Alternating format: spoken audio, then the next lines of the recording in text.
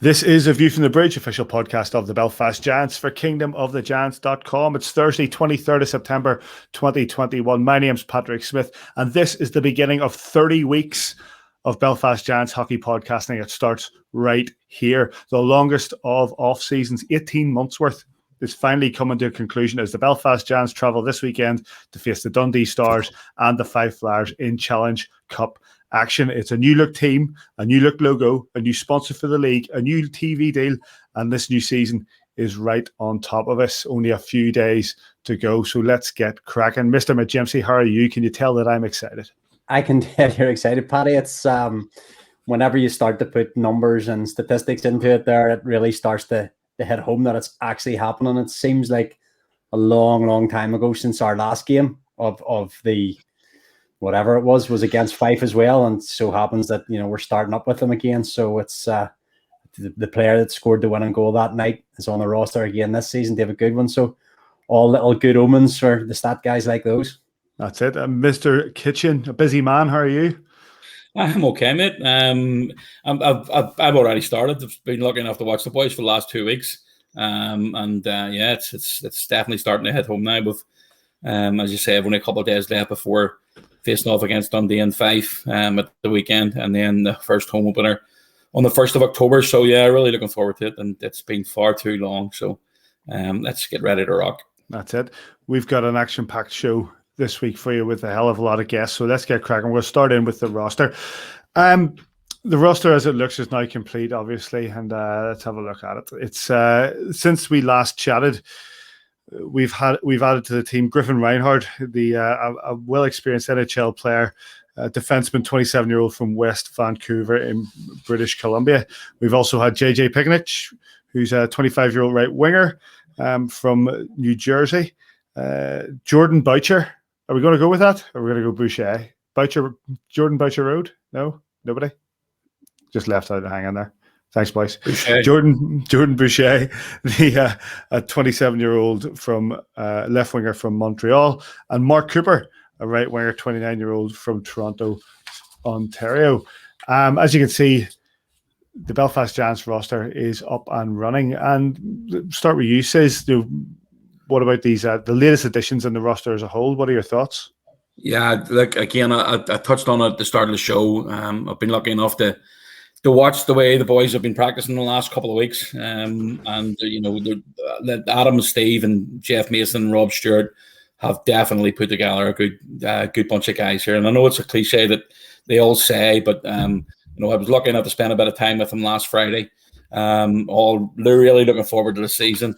They've come in good shape, which makes it a lot easier for Adam to put practices together and make sure everybody's on the right page and everybody's really trying to impress, which is important as well. So it's been, since the start of training there last Monday at the arena itself. They spent the week in Dundonald, first of all, but then when they start training at the arena, it's just become real again. It's, when you haven't been in the place for going on 18 months, and then you go back in, and it looks like nothing's changed, but there's been a hell of a lot of changes. You've got to take into consideration now. It's going to be, numbers are going to be shorter a little bit until maybe the restrictions are lifted, but to be honest, even if there's only 1,000 people in there for our first game, which I know is not going to be the case, it's going to be loud. It's going to be really, really loud. And it's something that I'm really looking forward to. But there's a lot of guys there who, you can see there's a couple of guys returning. And we've talked about Besco, we've talked about Darcy. Ben Lake is absolutely flying. Kieran Long's in good shape. Lewis Hook's in great shape. And as I say, some of the new boys that are coming in as well. And we're going to get the chance to speak to one of them later on, who I am really excited to see in a Belfast Giants uniform. He's going to score some goals this season. Davey, one of the names that I've read out there, and one of those that raised a few eyebrows right across the league is Griffin Reinhardt, who comes in with a hell of a pedigree. Number four draft pick in the NHL. Yeah, you leave the stats to me, mate. Sorry, buddy. You've burst my first line there. Obviously, when someone of that caliber, a fourth overall draft pick comes in, it perks you up and you go looking a wee bit about him. Obviously, over 300 games in the AIHL, decent career. I like guys that transition via somewhere else to Belfast. So he's had a year in the DEL, obviously on the slightly wider ice surface. I'm sure. So we'll very quickly, in case there's new people, hopefully coming on board with AVFTB, especially as generally in America they play on a 200-foot ice surface, but it's 85 feet wide. Most of the rinks, apart from perhaps Coventry and Manchester, will be 100 feet wide. So it's an extra 15 feet. Says he'll be able to explain more about what that actually does whenever you're playing the game. But it's a slightly bigger ice surface, and that takes a little bit of getting used to. Some of the boys that are coming direct from college won't have played on the 100-foot ice before, the 100-foot width. They'll have played the length of it before. But it makes a big difference to the game. So those guys, the likes of Griffin Reinhardt, that has played a year in Germany, I think that's massive for him. He'll come here, and he'll already says he's watched them in training. We've been chatting about him. The guy will do exactly what it says on the tin. Maybe a slightly less offensive Jim Vandermeer type player, would it be fair to say, Simon? Yeah. I mean, the other one that has pricked my attention would be Tyler Soy. 323 games in the WHL, I think 327 points. I think he leads in appearances and goals for that franchise. So he comes in with a lot of credibility in what he's done in his career already, picking it outstanding. And I was lucky. I was down with Simon the other day at the arena, met a couple of guys. These are big guys. These are big human beings, as Neil, the coach Russell would say, giants of a sort. I know I put a little tweet out there a couple of weeks ago about it's the youngest team under Adam Keefe. It's the leanest team under Adam Keefe, and it's the biggest team under Adam Keefe. So 3 statistics there. We're getting younger, we're getting bigger, we're getting leaner. So that all bodes well going into this season. Says what they say. Davy's had his players that he's picked out there. You did mention a few of the guys that are coming back, but what about some of the new guys? Anybody really caught your eye? Yeah, I picked the guy up at the airport, and he's seen Davy standing at the back door waiting on him, and he get out and asked for his autograph. And Davy, being the guy that he is, obliged. And it was very funny. I seen when we were coming in through the barrier, I said, for God's sake, here's one of these mad fans. I said, standing out in the arena all day long. And he says, what this guy here? I says, he's been standing there all day waiting for the guys to come out to get autographs and stuff. I said, just go over and ask him. And he says, no problem. It's calm night. So when he got out and he went over to Davy says, you stitched me up, bro. You stitched me up. And then I had to go and carry his bags and his sticks in for him, like a proper super fan, But I thought when he said, do you want me to sign that? I'll sign for you, mate. No problem. Big deal around here. No worries. But you touched on some of the guys coming back, Paddy, and again, there's Davy's touched on a couple of them there. Scott Conway's looking really, really good. He's been playing with, I don't want to give the lines away to, for Pash or Dundee watching at the weekend, and because I know Pash listens to our podcast every week. Always. So, there's guys out there who just seem to have clicked really, really quickly, which is great. And you've got the likes of, you touched on it there, Scott Conway's come in, he's in great shape, he knows where the net is. Darcy Murphy again, you know what you're going to get from Darcy Murphy. Doggett's a real good player. Goodwin, I think Goodwin could be very, very important for this year. But one of the guys that's really stood out for me is Mark Cooper. He's a big boy. He's gonna look familiar to a lot of guys. They might think he might look like a film character. So I'll not mention any names just yet. But you can let me know who you think he looks like in the next after the next podcast or when we get that done next week. But and he's been called this person before, so it's not something new that we brought up. It was Taff and James Glover that come up with it, and it's an absolute double. It's brilliant. So what? Who are we talking about? I'm not telling you. All right, just to look at all the players. You've got to look at them and see which one it talks about. So it's he's a double. Actually, I did tell you, for goodness sake. I said it was Mark Cooper, but you've got to tell me who he looks like. It's brilliant when you see him. You'll just. There's what? I'm gonna have a wee look here. Honestly, it's a corker. But you look at the boys coming back. Gary's in great shape. Gary's busting to go. I'm really impressed with Lewis Hook.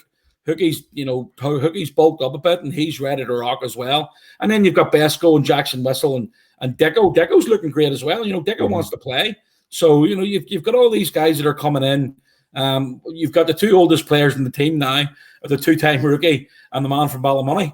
So, it's they're the two oldest guys we have on our roster now as well, which, bucket load of experience from Gary. We talked about it in the interview that we did yesterday with him. Yeah.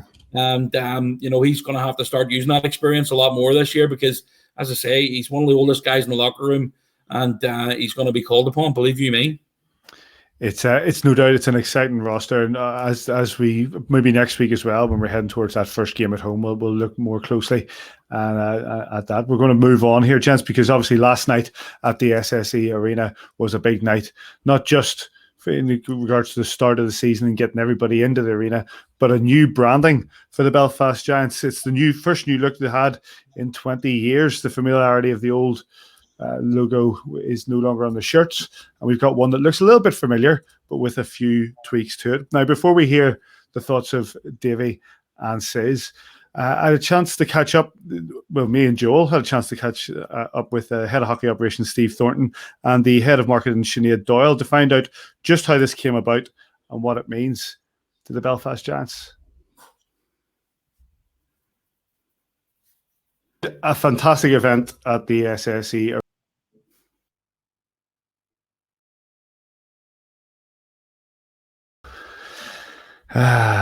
Hit the wrong button. So it's a new season, mate. It's pre-season for us as well. Wrong button. Let's go, Belfast Giants. Let's go. Let's go again. So, Sinead, a fantastic event at the SSE Arena and something that the Belfast Giants, do you think this was a little bit overdue? That's a really tough question. I think that, the pandemic gave everyone an opportunity, I think, to reflect and revisit, the direction of travel. And I suppose when you think about 21 years, it's natural to think of a coming of age and to think of, this being the right time. I think when we did the work and did the research behind this, we looked at it and we thought that it was kind of now or never, that it seemed like an opportune time, that it was a rebirth of sorts, coming back from being off the ice for 18 months. And that's a big comeback. And, to us last night and the next couple of weeks are more than just about a logo. It's about the return of hockey to Belfast and the rebirth of the Belfast Giants and what that means to every single fan that has followed and loved this team for so long. So in short, I suppose we felt the time was right. And I'm not sure you could do it at another time, really. I think, Steve, I think that's a really good point, is the fact that with the large break, the opportunity to have this rebirth, this rebrand, this new look, this fresh look, how important is it to you as the head of hockey operations? Well, we're very excited about it. It's you get caught in these cycles in the hockey world where you're focused on the season. And then all of a sudden the season comes to an end and it's a scramble to get players signed and to get sponsors signed back up again. And you really don't get a chance to do things properly. So for something as big as a rebrand, we wanted to do it properly. And that's one thing that 18 months did give us, to go through the full reasoning of it and then be able to put a story together and do the research as to why we're doing it and what we wanted to do. So we're really proud of it. We're looking forward for the next 20 years now. We feel that the brand that we had was fantastic, and we feel this one is also going to be fantastic. Times have changed a little bit for us now. Like we're obviously moving into a new world, and we want to market to new people. The Giants are a mainstream brand now. When we came, we didn't know how long we were going to last for. I think there was the hardcore hockey fans felt that hockey was going to take off in Belfast, but Belfast is a different city, and different people are coming to Belfast as visitors, and we want to capture that entire market and really go international. I think if I can be as bold, Paddy, as to drop my 2 cents on it, I think they're fortunate to be sitting here tonight after 18 months of uncertainty with a club to still support, because honestly, at the start of that, we had the discussion, who knew? But not only that, it's incredible to be sitting here after 18 months on the cusp of something brand new with a club and an ownership group who is committed to the long-term future of the club and committed to bringing it into the new age. For me, it's a home run. I have my affinity with the old badge like everybody else does, but it's long overdue. We know that the work that's gone in behind it has been nothing short of incredible. The research that's been done into North American sports logos, the respect that's been given to the history of the organization. But I guess, Sinead, to bring it back around to a more practical aspect, I mean, you've been there through the entire journey. A logo that is as simple and as clean and crisp and as good as the new one is, it's going to pay dividends in terms of a digital first age and merchandising. It really is it's of its time. Yeah, I think that's really important, Joel. And also just want to say, we've been really careful to look at, and I'm sure as people find out more about this, discover a little bit more, they'll realize we've really tried to pay homage to the history, and that's really important to us, not just in the colors, but in the fact that the new logo does resemble the alternate logo that is an important part of the club's history too.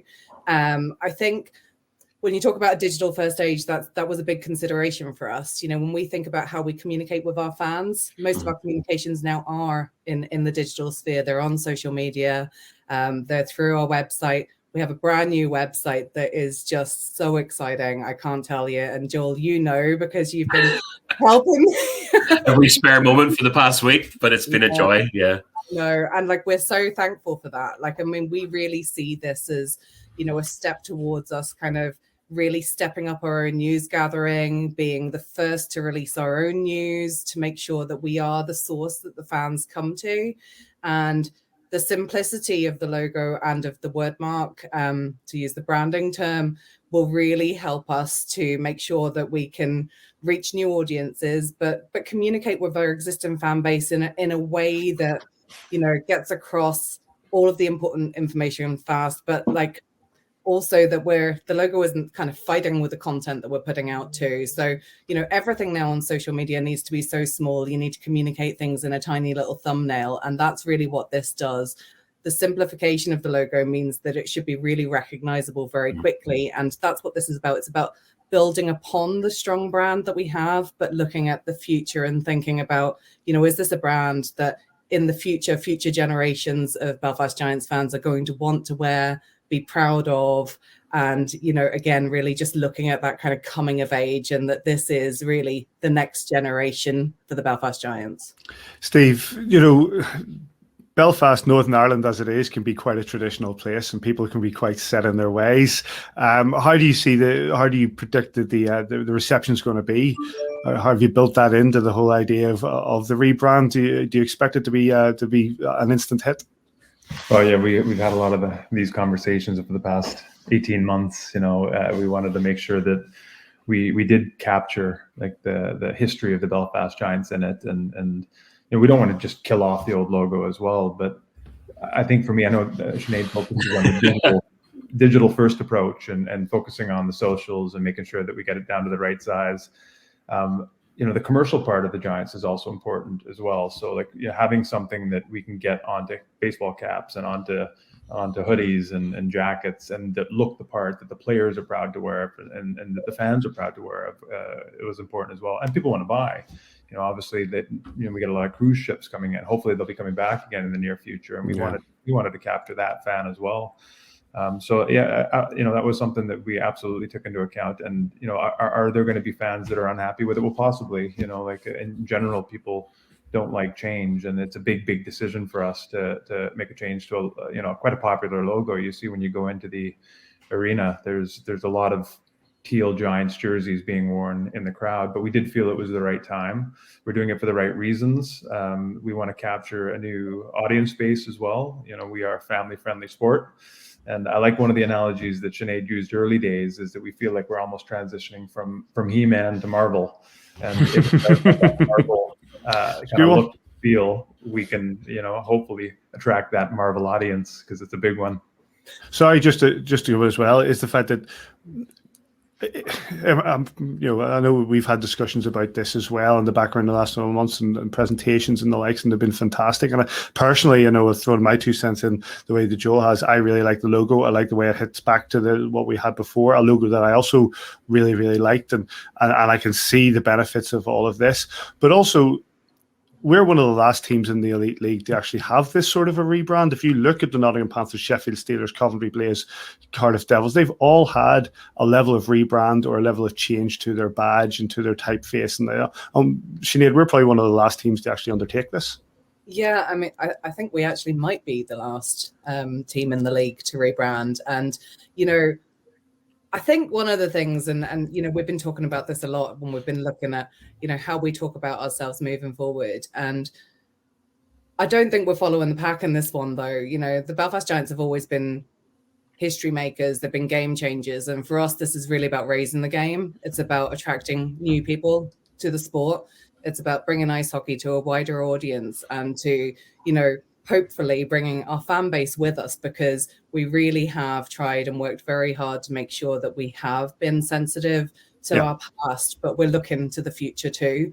And I think, every sports franchise at some point in their history has to look at how they communicate with their fan base, how they reach new audiences, how they grow. And ultimately, we all want the same thing. We want more people to come and enjoy the Belfast Giants. We want more people to understand and develop that same passion for ice hockey. And, that's really what this is rooted in. This kind of symbolism is important, I think, to players as well as fans. And I mean, the old logo, as much as I have a lot of memories tied to it, and it has its history, and I'll respect it and whatever else. One of my quiet bugbears was always it was a little bit too friendly. I think the new looks a bit more ready for business. I'm wondering thoughts from your side of the house. Are you hearing anything from the actual players, both the ones that are returning that were used to the old logo and the new guys that are coming in, about just how slick the new brand looks to play wearing? Sorry. Yeah, I think. I mean, we did some test drives on the logo with a few of the guys that have been here for a while, and it was all very positive. But it wasn't the real test. Was when the jerseys arrived, and I saw some of the reactions to it, but it's more the ones that you don't see. Like you're hearing from other people how great it is. The reactions that they had when they're not, because they have to say it's good when they're in front of like the people that made the decisions. Secondhand, from people that said that they really love it. Like it. Guys want to look good on the ice. They want to look the part. They want to feel proud of the jersey they wear. They want to, when they're walking into the opposing team's building, they just want to look like a team. And the logo we have is great. The gear we have is great from Warrior as well. So the guys are super pumped about it. We're going to wrap it up just with the same question to both of you, I think. And I'll start with you, Sinead. We are just over a week away from returning to the SSE. What are your first experiences on game night, and with everything that's gone on in the last year and everything that's gone on in the last couple of months to get ready for that first game night? How are you doing? We're bearing up. There's a lot to be done still, but we're really excited. This is what we've all been building towards over this last 18 months. And I think, when we all think back on how difficult this pandemic has been, how much it's taken away from us, how much, everyone has sacrificed. It's these moments that we've missed most. It's the opportunities to come together, to celebrate, to enjoy each other's company, to, just enjoy entertainment, sport, the things that we have missed. And, I'm personally really excited. I mean, I started this job during the pandemic, and I haven't had a chance to actually, be there and experience these things with my colleagues. And, I couldn't be more excited, I can't wait. And Steve, obviously, we've had this year and a half, you building teams or planning to build teams that were then jettisoned, building teams again, and then everything that's going on. How are you holding up before this return to the Odyssey or SSE ice in just over a week?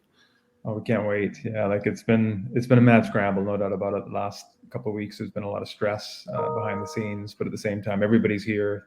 guys look good, and this is why we're here. This is why I'm here. I know Adam has been itching to get back on the ice and kind of guide that ship. It's the ice hockey that really drives us, and it's 18 months is a long time, and I think that makes you appreciate things a little bit more when you don't have it. So I think there's a real buzz to like the locker room, and when I speak to the fans, like they're kind of pinching themselves about how excited they are to get back, and I think there's a lot of people that won't take this for granted anymore, and not saying that people did, but like there's going to be a real excitement in the air. I can't wait to get back. Fantastic. Well, like I say, it's just over a week until that first game against the Dundee Stars at the SSE Arena. It's going to be one exciting night, guys. The rebrand's fantastic. We look forward to what this season's going to bring. Thank you very much for joining us, and we'll see you soon. Thanks so much. Thanks very much to Steve and to Sinead for joining us, guys. The look of the new shirt, the look of the new logo. For us traditionalists who've been around this club for 20 years, as we said in the interview there, this is the first rebrand in 20 years. We are probably the last team in the Elite League to do it, but it looks good, Sis. It looks brilliant, man. It really does. When we got the opportunity to see it there a few months ago, when they were, still making a few tweaks to it, I think it looks brilliant. I really do. I've been lucky enough to see it up close with regards to the, as Steve was mentioning in the piece there a few minutes ago. The track shoots, the leisure gear that the Warriors sent through, it looks absolutely brilliant. And then the big new logo on the ice as well looks fantastic. So it's I think it is long overdue. I think it's something that we need to bring into 2021. And I think it is time that we just made a few subtle changes. Look, we all know it's going to be still, the old logo is still going to be part of the history that we've had and the success that we've had over those 20 years. So it's, it's one of those ones where it's, we're still going to have those jerseys. I mean, Davy's got more than most. He keeps a wee record of them, and we're all still going to have those jerseys about. And I'm sure they're still going to see the logo at the SSA Arena down the years as well. And you never know, it might just appear for a retro jersey down the line at some point. Davy, that logo there, the new logo, it does look like that one that we had before with a few subtle tweaks, but the typeface, the new look, the whole talk about the Giants reborn and a new start and coming out of the pandemic with a new look, it just gives that fresh feel. I guess there'll be people that'll be for it. There'll be people naturally that will push back against it. I like when we did the little corporate branding evening that we got invited to, just how much the guy thought about it. The word mark one, for example, the Belfast matches the curve of the Odyssey roof and stuff like that. That kind of appeals to my kind of Belfast core. Like Finn McCool will never die, ever. that original logo will be on jerseys around that arena for as long as we're there. People will be wearing the old jerseys. People will embrace the new as well. And I like what Sinead said there about, we've gone from the He-Man generation to the Marvel generation. And we have to appeal to the younger generation and the families because, like it or not, this is a business. And if we want the best players that we can have, because ultimately we want to put banners up across the bridge, and the banners that are on the bridge, I don't know whether they'll rebrand them or whether they'll keep the old logo or whatever. But to hang more banners, we need more money. You need to compete in this level. And we talk about budgets and all, Paddy, and it's the nature of the beast. We need to sell tracksuits, we need to sell jerseys, and a little rebrand, never done anybody ever any harm.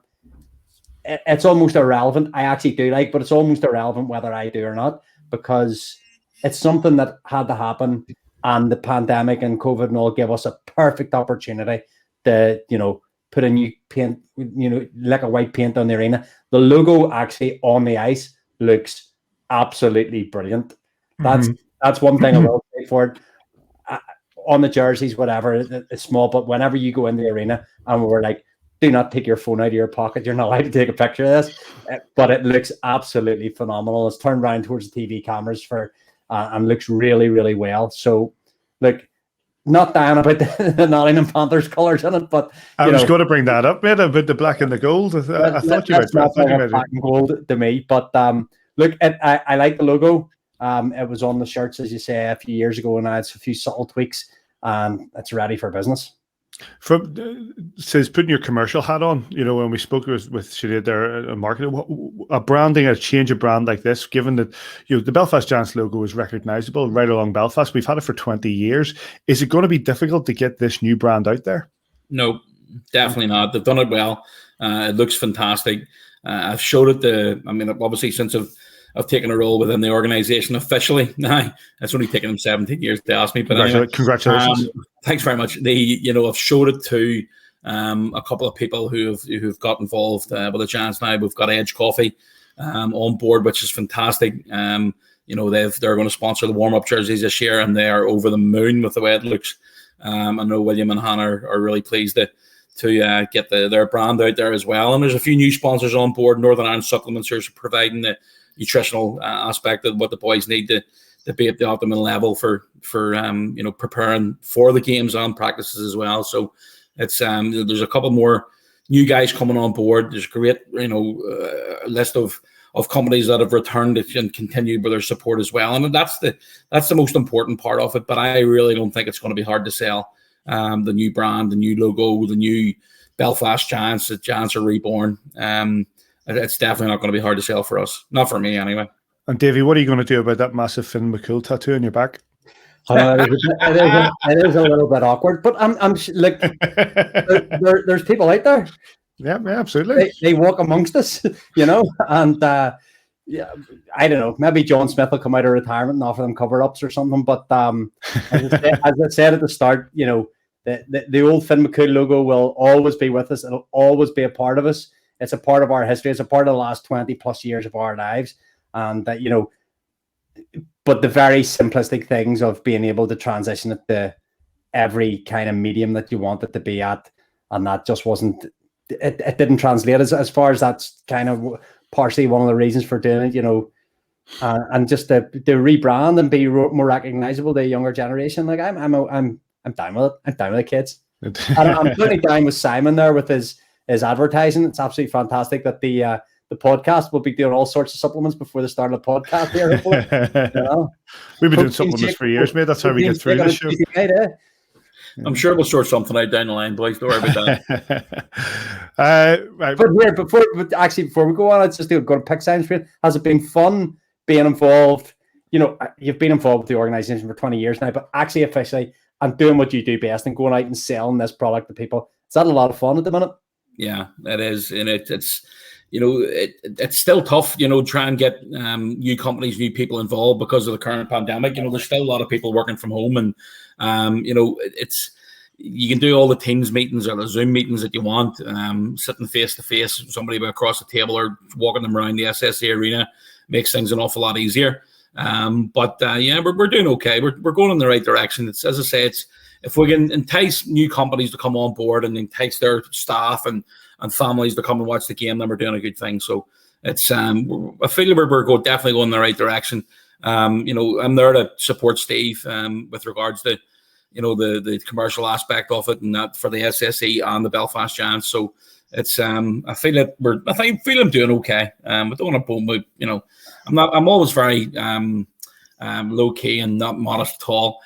So I'll just like to keep it that way. We're doing all right. I was going to say there, we were talking last week when you very kindly picked me up in Mexico and brought me up. That thanks for the video, lads. Yes, no problem. It's always good to give you a video crossing the Boyne, But you were saying that you're still talking to some sponsors that have never been to a Belfast Giants game and bringing them in. And even though it's 20 plus years ago from the arena open, there is still a wow factor when you walk in, even when that arena is empty. And you walk in and you see the ISOL logoed up and all that must. So that's what you're talking about. You need to get those people by the hand and get them into that arena.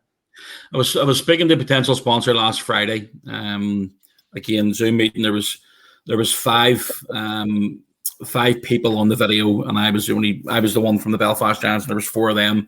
So you're sitting chatting away to them and trying to explain what we're trying to do, what the way we're going about it, and what we've got to offer. And at the end of the meeting, the guy turned around and said, are you? I mean, you're obviously a fan. You're very passionate about it. And I said, well, yeah. I said, I think, been a fan from day one, 21 years ago, and he says it shows. You know what you're selling. You know what you're coming across very well as well. And we've got exactly what you're trying to sell. So that genuinely felt good, because it's when you're selling something, you just need to make sure that you know the product, and I know the product. I know what we've got to offer. It makes it an awful lot easier when you're winning and it's a good team, but being off the ice for 18 months, you just don't know how it's gonna go for the season. And everybody says you've got a great team on paper. Hockey's not played on paper. But watching the boys and watching at close quarters, the way Adam's putting the team together and the way things are going at the minute, I'm feeling very confident for this year. Good for you, mate. Did you not correct him? I hope you corrected him, because UTV had it right. It was Simon Kitchen, Belfast Giants superfan. I think it was at one point, wasn't it? I don't like to blow my own trumpet, mate. I'll keep it. Give me another. As I say, I'm only there 8 weeks, 8-9 weeks. I've only been in the position 8-9 weeks, but I feel it's going in the right direction. So as long as Steve's and the guys at the SSA Arena are happy, then I'm happy. So everything's good. Good for you, mate. More power to your elbow, and no doubt you'll succeed in this role. Right. Can I just stop you there, because I keep on. I don't know if you've noticed, but I keep on looking up. Now I'm not afraid of spiders. I have got a spider in the top corner. I mean, it's about a meter. It's actually not even social distancing. It's just over a meter away from me, I think. And It's absolutely massive. Now, if it drops down in the middle of, and I all of a sudden kick the iPad onto the floor, you'll know what it's all about. It's sort of just looking down at me. Even its eyes are bigger than mine, for God's sake. I remember, and I know Neil, Coach Russell will be watching this, and they'll go about, I remember when I used to go to the Oval on Saturday afternoon, get the Mission Hall bus and get off, and watch Simon Kitchen pulling 6'4" fellas down and knocking the absolute pan out of him, and he's sitting here 25 years later, kicking himself about a wee spider in the corner. No, I'm actually okay with spiders. I'm all right, but if it drops down while I'm talking to you and looking into this wee camera here, I'll genuinely break it. Well, don't worry, mate. We're about to take a break to hear from Aaron Murphy in just a second, so you'll be able to get it out of the way. Right. Because the Elite League is now the Premier Sports Elite Ice Hockey League, following a brand new sponsorship deal with the channel that comes hand in hand with a TV deal that will see 27 regular league and cup games on Premier Sports, including the Challenge Cup final and the playoff final weekend. And who else? I've just mentioned his name. Who else are we going to talk to about this and find out the details? But our old mate, Aaron Murphy. The best way to introduce this as well is just to ask how you are. It feels like we've all lost like a year and a half of hockey, of life, of just chatting to each other. So first of all, how are you?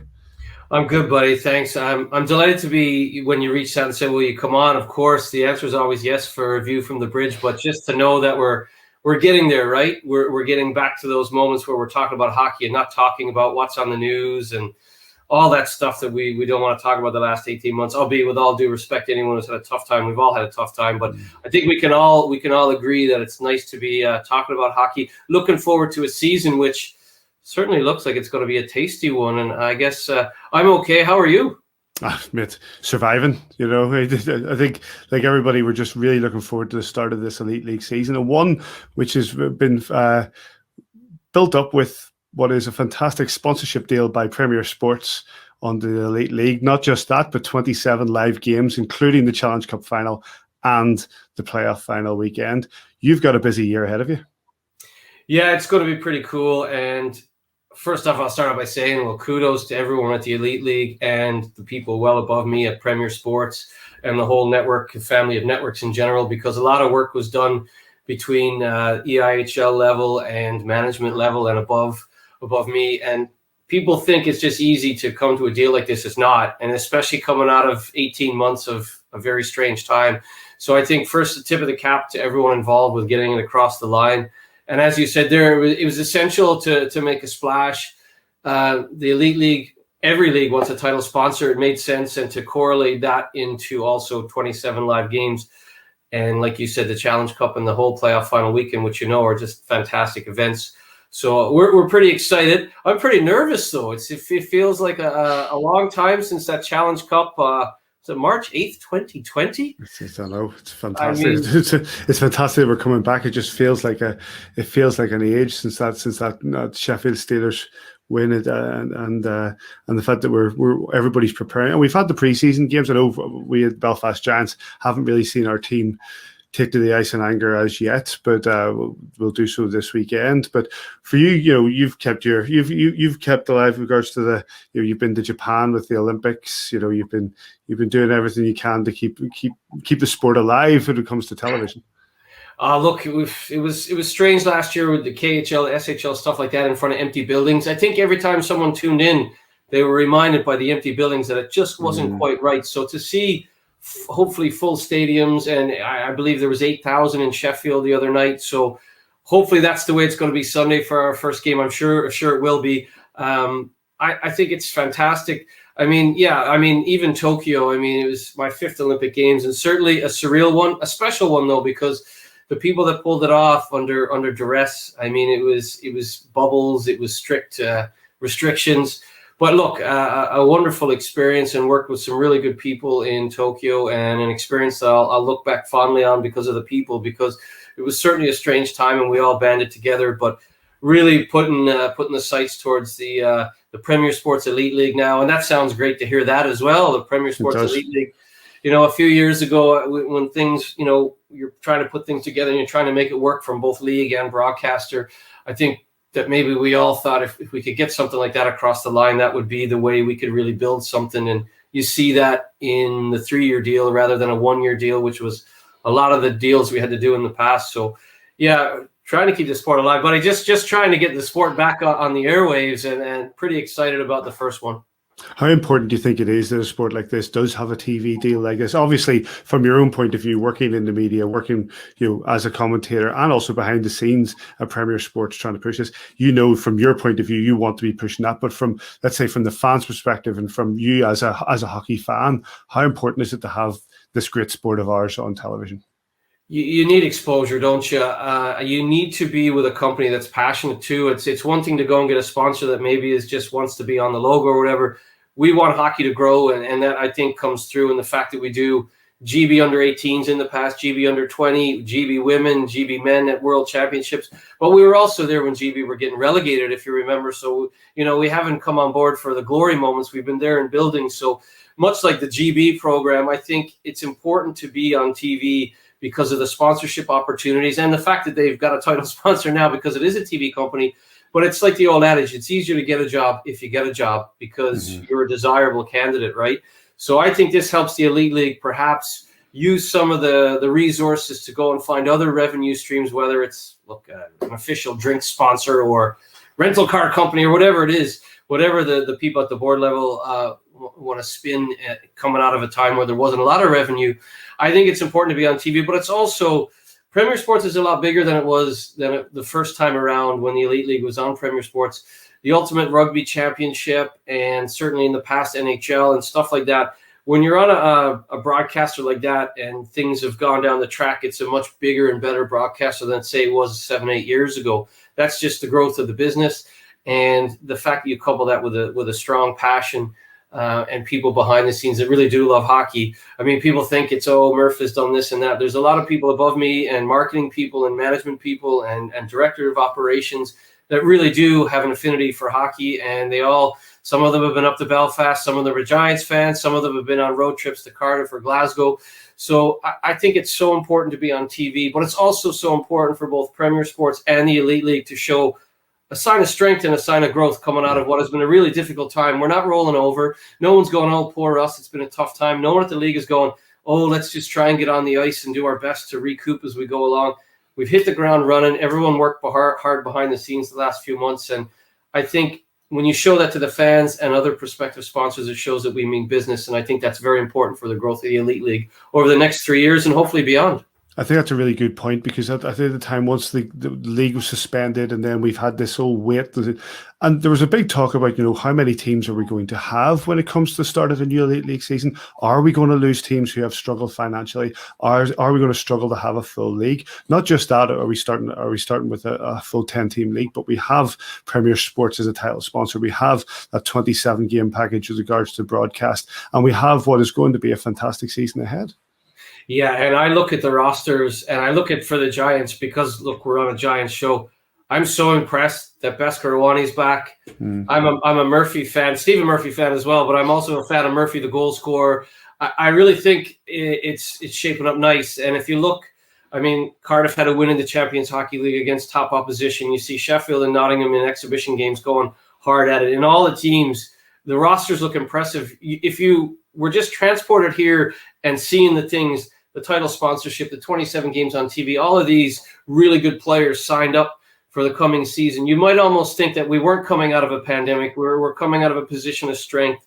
And again, a tip of the cap that everyone's worked hard, whether it's on the recruitment side of things or getting a deal across the line here in these regards, or, you guys starting up the podcast, all the fan groups coming together and buying tickets for those exhibition games. I mean, 8,000 people at an exhibition game. There's a lot of SHL teams that like to have 8,000 seats full at a regular season game. So I have so much respect for everything that's gone on the last few months. And I have a lot of empathy for anyone who's had a tough time. I know hockey and what we're doing isn't the be-all, end-all. People have lost jobs. People have lost loved ones. So also we hope that starting this Sunday, we can bring a little bit of joy to anyone who's had a dark time. And certainly we'll be trying to incorporate some new ideas. And, we'll try and be entertaining, and we let the teams on the ice do the talking. But we hope that, for 3 hours a week, we can entertain people that maybe need to have a smile. And certainly I'll be winding up your ex-coach and your Elite League title-winning coach, Paul Adey, on a weekly basis. So, I mean, I think right now smiles and a bit of joy is needed, and I hope we can bring it. And certainly we're really excited. I tell you what, Patty, I don't know if I've been more excited and more nervous in the last 10 years. You sounded, mate. You sounded like you say you're getting that old band back together and you're going on the road. So give us the details. Where can we see it? How can we see it? Yeah, we start off September 26th, Sunday. I believe it's a banner raising ceremony just to maybe pour salt into the wounds of the Cardiff Devils. The Sheffield Steelers are going to celebrate that March 8th, 2020 victory. I still can't believe it's been that long, but they're going to raise a banner. It's going to be a rematch of the last game, the last meaningful game. I mean, I know there's been exhibition games, but the last real game that the Elite League wheeled out, and that was the Premier Sports Challenge Cup, if you remember. So maybe it was a harbinger of things to come down the road. But so September 26th, Sheffield, Cardiff, Paul Adey and myself in the booth, our man Chris Ellis. So we could, you have to have Ellie and Adey on the scene. Chris Ellis is a busy man. He's not going to be available all the time, so we're going to have some surprises. I think one of those surprises may be unveiled this Sunday. And it's Premier Sports 1 and 2, depending on, we've got the Ultimate Rugby Championship. There's so much going on. Yeah. That also speaks to how much Premier wanted to be a part of this season hockey-wise, because they've got every game from the Ultimate Rugby Championship, and they still want to get all these live games in. So Premier Sports 2 for the first game. And you can go to premiersports.com. There's a pretty good offer code right now, I believe, EIHL 5 for subscribers. Yep. So get on that while it's going. There's also, if you go to Premier Sports on Twitter, I believe it's just at Premier Sports TV, you can win an annual subscription right now. All you need to do is post a picture of you wearing your best teal or whatever. So there's a lot going on right now. You could win a fit-free year. There's an offer code. And we start off with a pretty good one, a rematch of that Challenge Cup final, Sheffield and Cardiff. Fantastic. At Premier Sports TV, we'll be tweeting that up as well. Get involved. Get watching the Premier Sports on the Premier Sports Elite League. Murph, it's good to see you, mate, and we'll catch up again soon. Well, I can't wait to be up there. I will hold you guys accountable. You better be there for the first time I'm there, or you better meet me somewhere for a Giants game, even if it's on the road, because I think we need to do maybe live and on the scene, a view from the bridge with the Premier Sports Elite League. That would sound pretty good. That'd be fun, mate. Thanks, mate. Live on Premier Sports with a view from the bridge. What do you think, boys? Did we? Aye, we can do that. if Premier Sports want to come on a view from the bridge, we'll always make time for them. It's not the other way around, remember? It's where the big deals around here. Big thanks to Adam Murphy for his time. By the way, go on. how, after a pandemic, look at this, like, we all look older. There's no doubt about it. Sorry, Simon, it's true. Speak for yourself. Aaron Murphy looks like 10 years younger than the last time I seen him. I still wear the same clothes I did when I was in my 20s, mate. That's all I can do. Pandemic has been good to him, but hey, yeah, I don't know what your question was going to be there, Paddy, and I know he referenced people up the ladder from him, but no one has worked harder in promoting and trying to get television coverage in the last 10 plus years. You know, I know we're friends with Aaron and we have the odd drink or whatever and we're right with him, but like, that guy has worked so hard behind the scenes and advocated to like all the organizations that he could, but especially since it became Free Sports and Premier Sports, you know, and that exposure. Okay, it's still quite niche that you have to pay for it. It's still a pay-per-view channel, if you like, on top of a Sky subscription. But like, for $5 a month, can you go wrong? And I think even when it goes up to $15 a month, that's one webcast. You know, if you were buying one webcast for your team instead of that, you know, you're getting all the highlights and whatever. It's a brilliant deal to have a title sponsor for the league. It gives it a little more gravitas than just the Elite League. And whatever the deal is, it's a better deal than no deal, in my opinion. And you know, really, really delighted that Aaron has pushed all those doors and eventually one open for him. Simon? Yeah, just reiterate what Davy's just said. You know, it's more than 10 years he's been doing this. I mean, he was doing it when the Dundalk Ice Dome was open in 2006. He was trying to push it from the Irish League point of view, and then when it was NESN, he was working for, and he was trying to get more publicity for the EIHL, for European hockey, for Irish hockey as well. So, you know, he's done a great job, and it's brilliant to see. You know, I just think it should have been done a long time ago, and you know, it's eventually being done. So great to have a name sponsor on the league, Premier Sports Elite Ice Hockey League. Yeah, he's still there. Spider's still there. Spider's still there. Yeah, it's great to see. He didn't even move it during that video. No, man, I know. I mean, he is. He's going to burn his face. I think I am looking forward to how many times you remember to give the Elite League its full name on the webcast. The Premier Sports Elite Ice Hockey League. We've already been spoken to. Luke Fisher and Mike Hicks give us a talking to last week for all the commentators. So we've got to call it the Premier Sports. That's why I had to look down. I've got it wrote down. Premier Sports Elite Ice Hockey League. And then it's the Premier Sports Challenge Cup and the Premier Sports Playoffs. So, yeah, we'll do our best. Absolutely. Right, let's move on because we've got a man waiting in the wings who we don't want to keep waiting any longer. With only a few days left until the start of the season, with the Challenge Cup games in Dundee and Fife, we're delighted to be joined by the head coach of your Belfast Giants, Mr. Adam Keefe. How are you, mate? Not bad, you guys. Yeah, we're doing well. Listen to the last bit there of the Murph conversation, so should have been listening to the whole thing. And we've got Sis here trying to deal with a spider. It's really he's up our coach. Massive. It's about that size. It's just that time of the year. Yeah. Coach, before we get into the details, of all the the games and the stuff on the ice, obviously the rebranding's taking place, and from your perspective as a head coach and what you haven't been with the club so long, you've got the old one there. Hold on, just explain to him we're not putting this out till Thursday, so you can talk about it. It's okay. It is Thursday. Shh. Oh, sorry.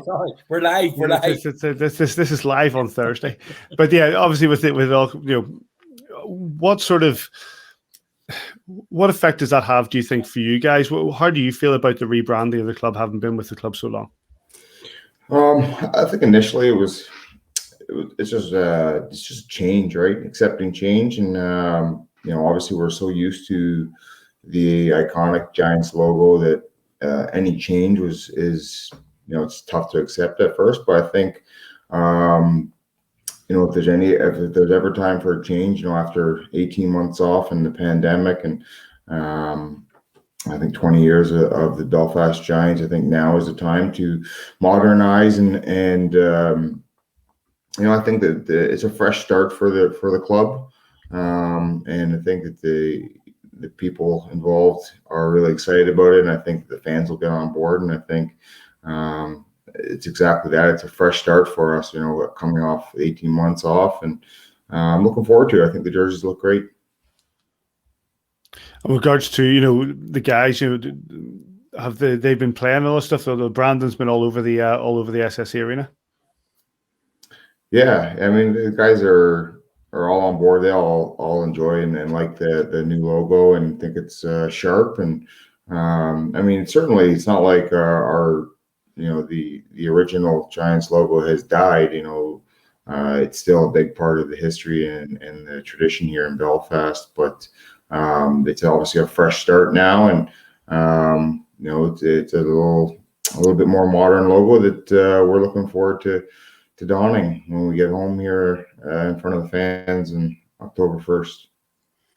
Well, Coach, let's move it on from logos to actual hockey talk. And most of the guys, or all the guys, are in now and they're doing really well. Says, as we said, he's been down 2 or 3 weeks now watching the practices, and a lot of the boys looking really sharp. They've came in ready to go, and things are looking up for us already. I think the Glen Gormley Wi-Fi's kicked in, has it? Is that my Wi-Fi? I didn't know you were talking to me there. Sorry, I lost you guys there for about about a minute. Go again, Davy.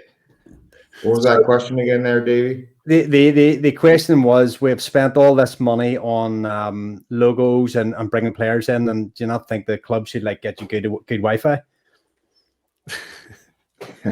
Yeah, I do think that should be the next step.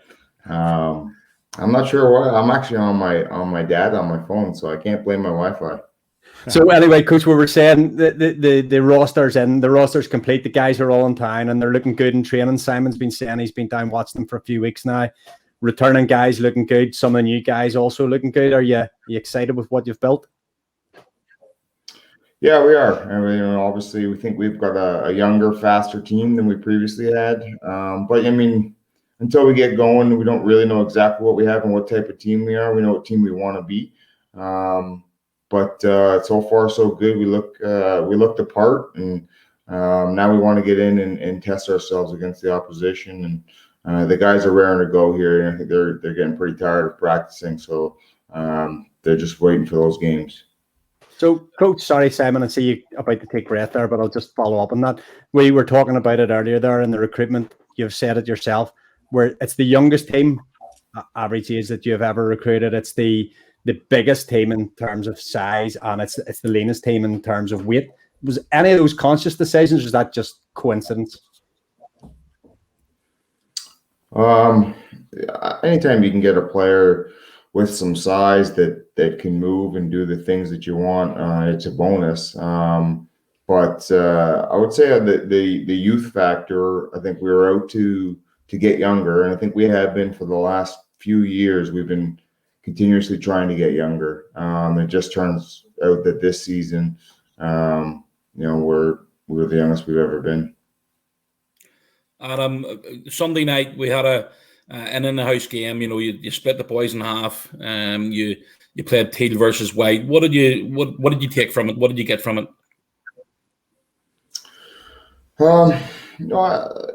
Obviously got to see the players in a competitive environment where we asked them to take it serious and prepare as though it was a real game. Now, that being said, it is tough. Nobody really wants to run over their own teammates, so it's a little bit different than a game day. And obviously they're only playing 2 lines, so that was difficult on them. But really for us, we want it to be a conditioning stint. We're not getting any competitive games in before this weekend, so we wanted to make sure that these guys were getting in some competitive action against each other and pushing each other along. And I think we achieved that, and hopefully that pays off come Saturday. How exciting is it to come back onto the ice, Coach? We've got these 2 games against Dundee and Fife. You haven't had a pre-season, as you just mentioned, but for you as a coach, having waited so long, started to put a team together last year and had the jettison, putting this team together and getting on the ice, how excited are you to get back out there? Yeah, I'm very excited. I think just to get those competitive juices flowing again. I had a small taste of it there at the World Championships.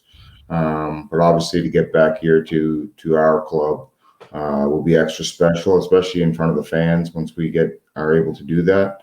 But I mean, first and foremost, going to Scotland and taking on Dundee and Fife and feeling that competitive edge again is going to be a lot of fun. And what about that return to the SSE in just over a week's time? It's an exciting prospect. Yeah, that's going to be huge. I think we get a small taste of that. Should I say tomorrow at the fan event? But last night. Last night. We got a small taste of that last night, and it's so we're certainly looking forward to October 1st. And I've been saying that since this pandemic began, and it started to look like we're going to miss a season. The prospect of not being able to actually do what you love and support what you love, that was daunting. And one of the things that kind of got us through, I suppose, was looking forward to that first one and how much of a party and celebration it will be. And we're hoping to do our part in that. Fantastic. Well, Coach, listen, good luck this weekend and your travel over to Scotland at the start of a brand new season. I know we're just as excited about seeing this team on the ice and seeing exactly what they can do. So good luck against Dundee and Fife. Cheers, guys. Thanks for having me.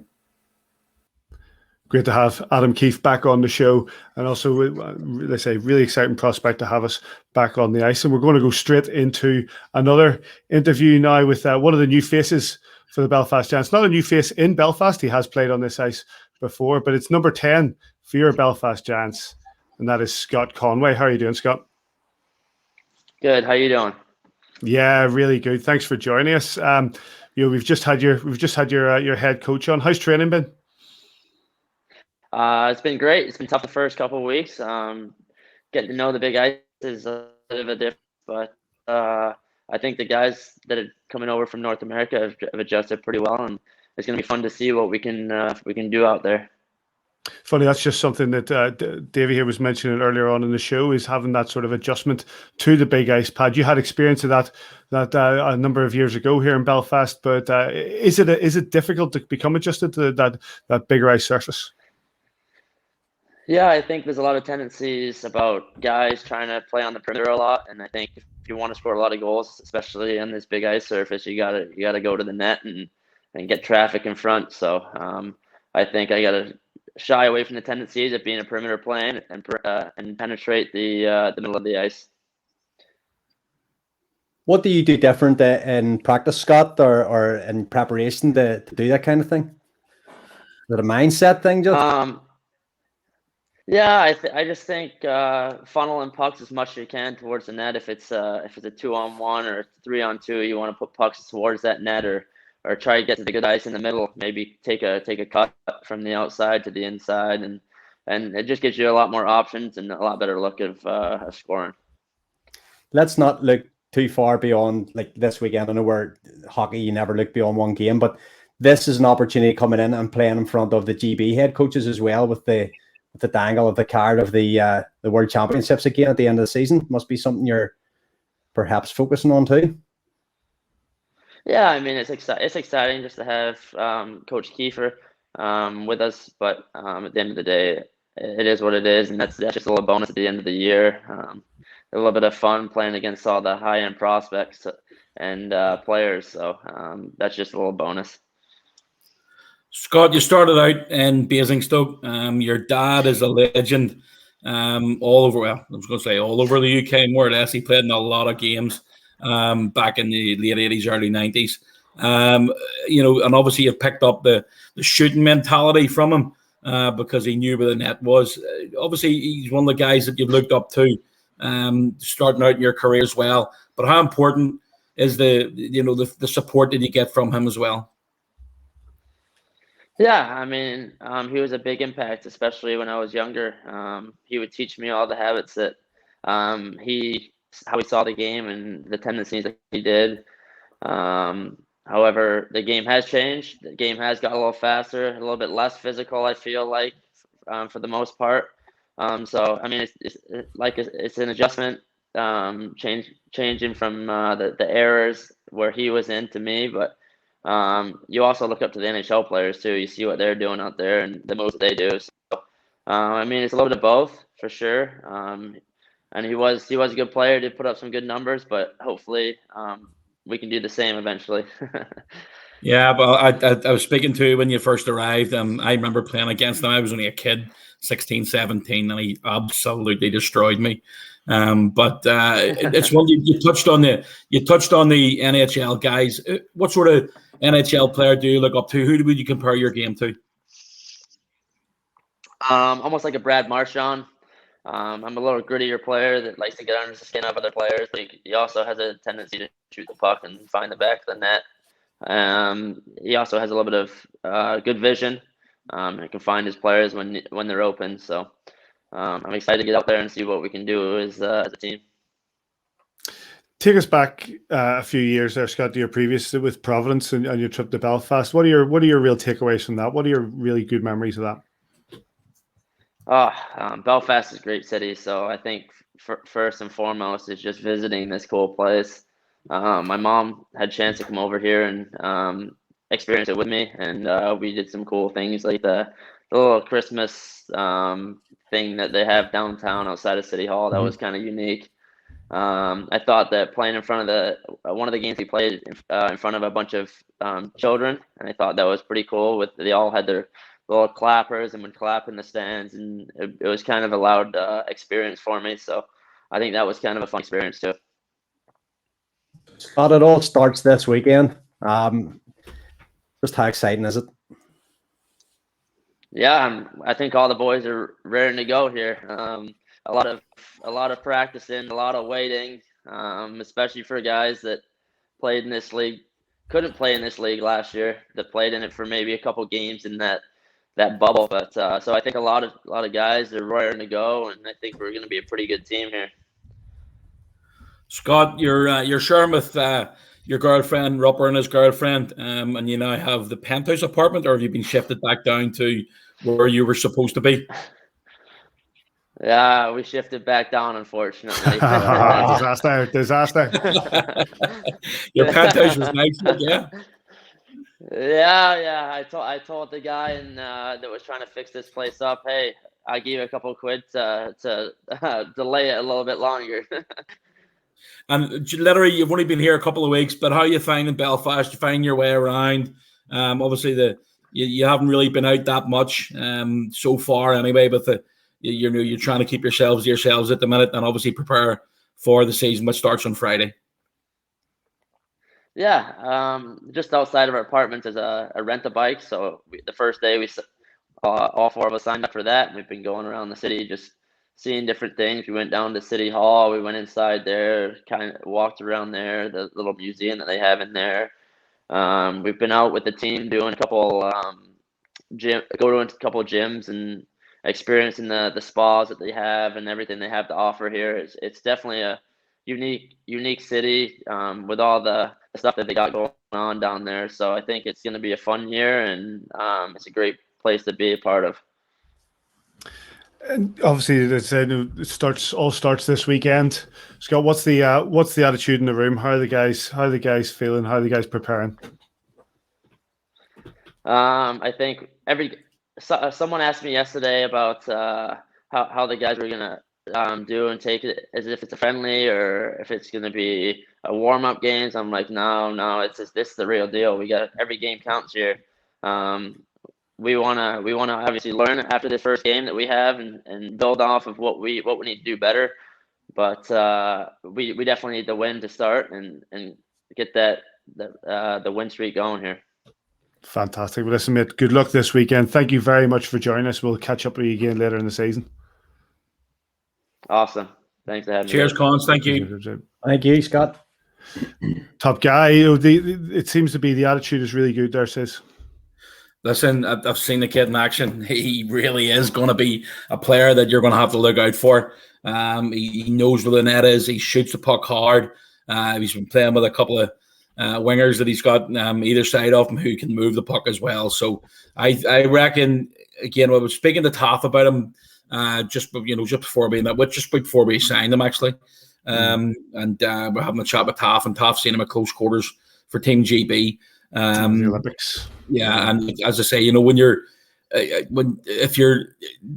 he's had the backup there from his dad. His dad was a player. I mean, his dad was unbelievable. I remember him playing with a guy called Tim Salmon. And if you go back and Google Tim Salmon and look at the stats that he had playing in the Air Bruins, and he was, I think two of them were in Telford together at Bellingham. You know, he played in a lot of different towns and different cities all over the UK. They scored points. I think he got 240 points one season. Yeah. Now I get the league's changed, and you know it's it's a bit harder to get points in these times. But the two of them together were absolutely lethal. And Tim Salmon. I'm pretty certain. That's him. I'm pretty certain Tim Salmon was in Youngblood as well. I've got something in the back of my head that he was one of the guys in Youngblood. Remember the start of the movie where he's skating around and around with the CCM Ultra skates on? You probably wouldn't understand that, but he skates round and round in the barn on his own. I'm pretty sure of something in the back of my head saying that was him. But the two of them are great players. So if he comes anywhere near the level of the goal scoring that his dad had, everybody's going to be very, very happy. And he certainly started off the season. That's, as I say, hopefully we can keep everybody fit right from the very get-go and get ready to rock, because I'm honestly feeling it already, boys. Yeah, already a level of success on SSE Ice, Davy, and hopefully some more. Yeah, I'd be interested to see what he's like in the face-off circle, and also, I know maybe Simon will tell me offline who he's lining up with at the minute to see who's going to be feeding him those bullets. We've always been a really good team with possession of the puck, and that, I know I bang on about it on podcasts over the years. That face-off is so critical in this league. You get that possession of the puck, you know, possession 9/10 of law, all that good stuff. This is a goal scorer. This is a shooter of the puck. He's already talked about it there himself, funneling pucks to the net and letting your wingers go after them, or hopefully getting them in yourself. So I don't know, Simon's been watching him in the face-off circle here in training so far. Looking good, Simon? Yeah, Mace had them on again this morning after the practice this morning. They were basically doing face-offs. They were doing it yesterday. You know, he was up against Longer this morning and Slater Doggett. So yeah, they definitely know where it is. And they were up your neck of the woods today, Paddy. They're up in West Belfast at the Better Gym in West Belfast. So yeah, they're getting themselves about. On those brand new slides in Allenstown Leisure Centre. Dan to go on those, mate. Dan to go on those. They've got the deal now with, as I say, I'm just going to be a walking, talking advertising machine. Better Gym. It's got a Collins Winners one up at the West as well. So yeah, all good. I'm going to reintroduce the bell, ding, every time there's an advert, ding. Yeah. So big thanks to Scott and the Adam Keefe for joining us on this week's show. Two quick bits of news. The season's already begun. It started last weekend with back-to-back games for the Guildford Flames against the Coventry Blaze in a home-and-home series. Guildford winning both of those, 7-4 they won in Guildford, and 5-1 they beat the Blaze in Coventry. The season is underway. And also, one of the other points, just briefly, is that there is a brand new Elite League casebook. For those maybe watching on YouTube, there it is. One of those, so I've got a copy of it here. There's a few new rules come in. Says anybody want to? What are our new? I haven't had a chance to have a look into it yet and see what the new rules are. Anyone? Yeah, one of them's about the trapezoid behind the net for the goalies. You know, so NHL style. Yeah, they need to basically pay attention to that and make sure they're not playing the puck out of where they're not allowed to, because it's going to create a penalty and create a power play. It's all about keeping the puck moving. As I say, we had a Zoom meeting last week with the commentators from around the Elite League. Luke Fisher from the media side of things and Mike Hicks were explaining to us, and Hicksy was taking a jab at me, of course, because apparently I'm not shy and saying something on the webcast. But an early season telling off. Sorry, not even a pre-season telling off. Pre-season telling off, but took it all in good jest. And again, we know that we always said, you know, the referees and the linesmen have a very, very tough job. So this year, it's like a New Year resolution that I'm not going to have a go at anybody. I'm going to try and bite my lip when it has to. We'll see how long that lasts.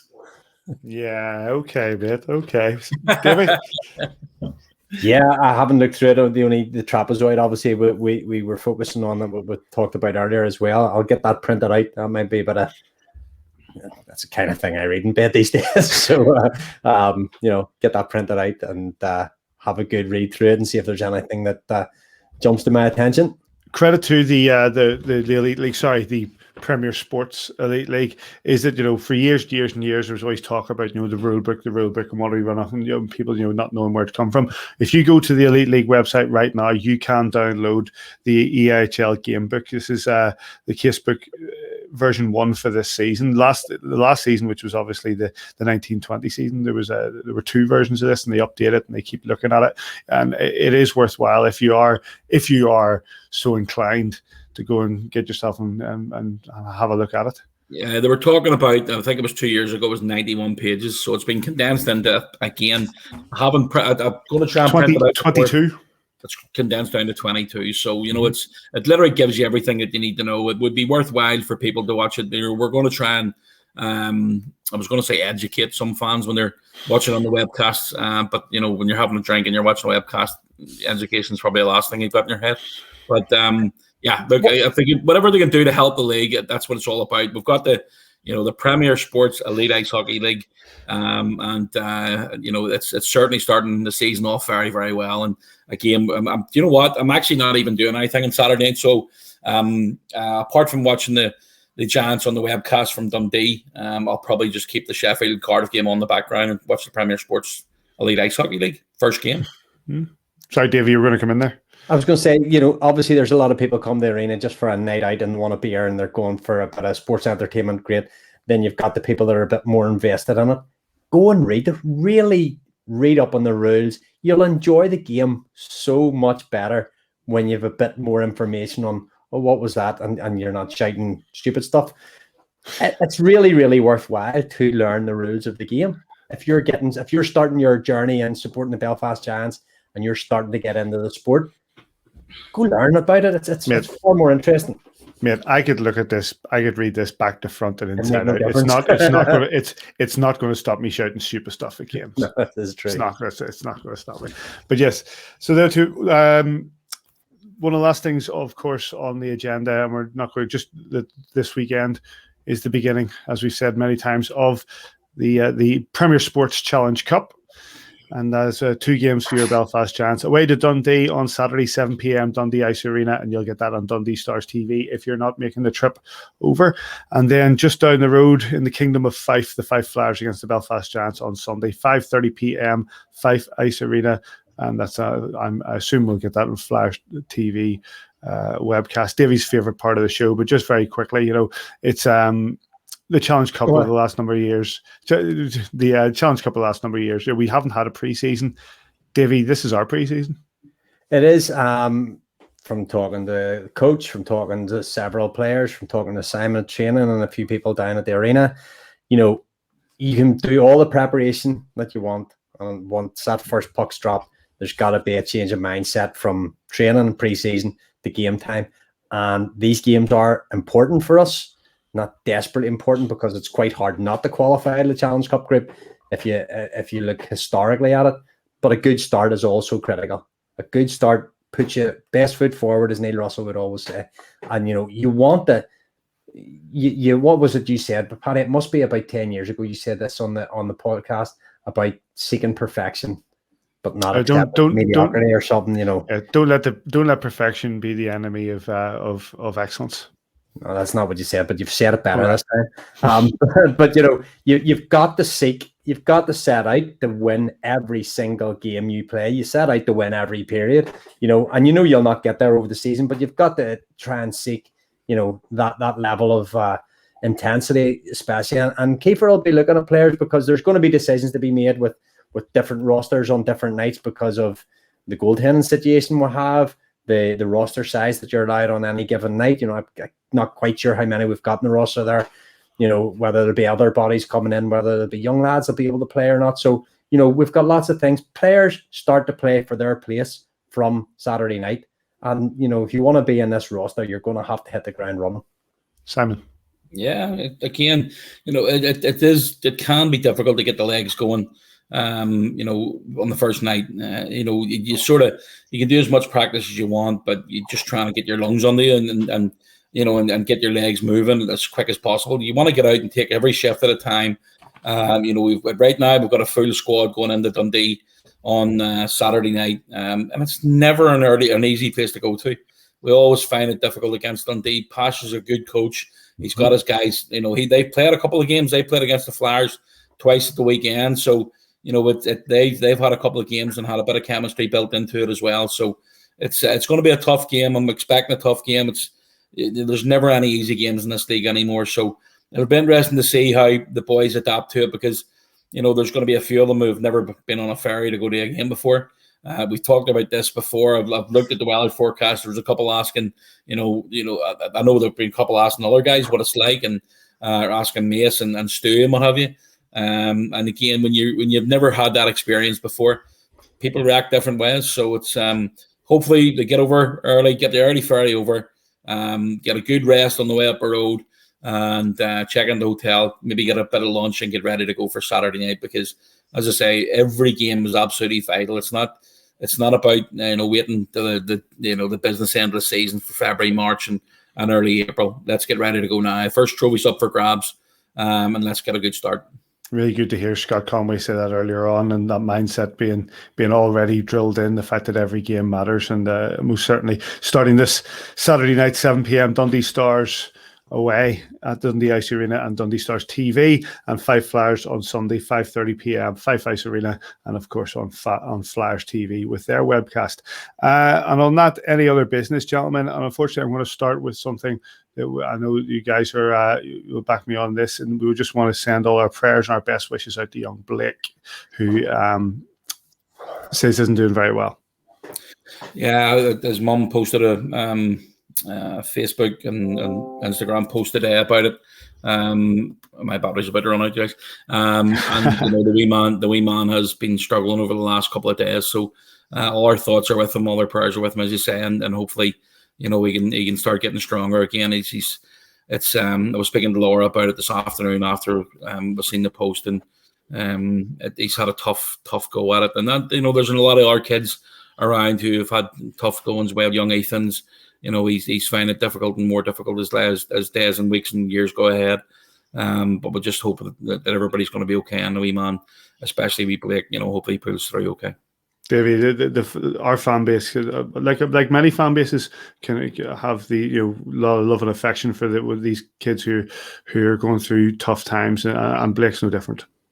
We're very fortunate from the position that we're in, that we get to see some of the unbelievable kids that come along and the adversity that they face.